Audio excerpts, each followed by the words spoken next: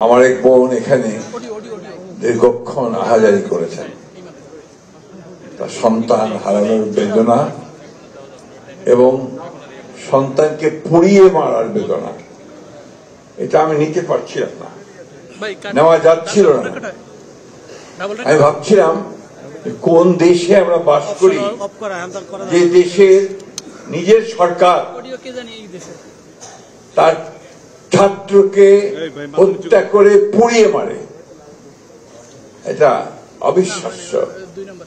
কিন্তু এই কথাগুলো থেকে আজকে আমার এই বোনদের, মায়েদের, ভাইদের কথাগুলো থেকে একটা কথা বেরিয়ে এসছে, যেটা ভবিষ্যতের রাজনীতিবিদদের জন্য, আমাদের ইয়াংম্যানরা সামনে আছে, তাদের জন্য অত্যন্ত গুরুত্বপূর্ণ আমি মনে করি, আমাদের জন্য।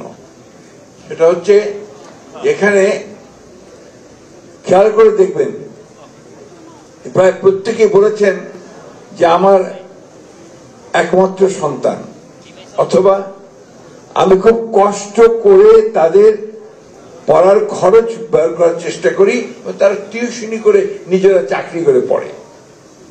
নিশ্চয়ই খেয়াল করেছেন আপনারা। একই সঙ্গে কথা বলেছে যে আমার স্বপ্ন ছিল যে সে পড়াশোনা শেষ করে ইঞ্জিনিয়ার হবে, আমার পরিবারের চেহারা বদলে যাবে। অর্থাৎ যারা লেখাপড়া করছে তারা একটা সুন্দর ভবিষ্যতের জন্য পড়াশোনা করছে। আজকে হাসিনা এই ফ্যাসিজম দিয়ে গোটা বাংলাদেশের মানুষকে কিভাবে তাদের সমস্ত আশা আকাঙ্ক্ষা চূর্ণ করে দিয়েছে, ঠিক একইভাবে আমার এই মা বোনদের আশা আকাঙ্ক্ষাকেও সম্পূর্ণভাবে চূর্ণ করে দিয়েছে। আজকে আমি আমার নেতা, আমাদের ভারপ্রাপ্ত চেয়ারম্যান যিনি দূরে আছেন, তার কাছে আজকে আমি অনুরোধ রাখতে চাই যে আজকে নির্বাচনের পরে যদি আপনি সরকার গঠন করতে পারেন জনগণের সমর্থনে, তাহলে আমার মনে হয় আমাদের প্রথম কাজ হওয়া উচিত এই যে পরিবারগুলো আজকে তাদের সন্তানকে হারিয়েছে, অসহায় হয়েছে, তাদের পুনর্বাসনের ব্যবস্থা করাটা আমাদের।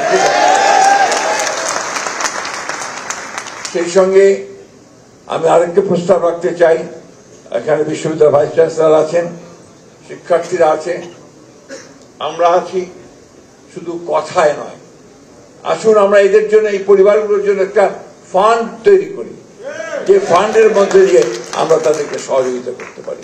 এটাই হবে তাদের প্রতি আমাদের সত্যিকার অর্থেই আমরা কিছু কাজ করতে পারবো। তৃতীয়ত সবশেষ একটি কথাটা বলতে চাই, ডক্টর মঈন খান বলেছেন সংগ্রাম শেষ হয়নি। সামনে গণতন্ত্রের যে সংকট দেখা যাচ্ছে, সেই সংকট থেকে উত্তরণ করতে হলে আমাদেরকে অনেক সজাগ সতর্ক থাকতে হবে।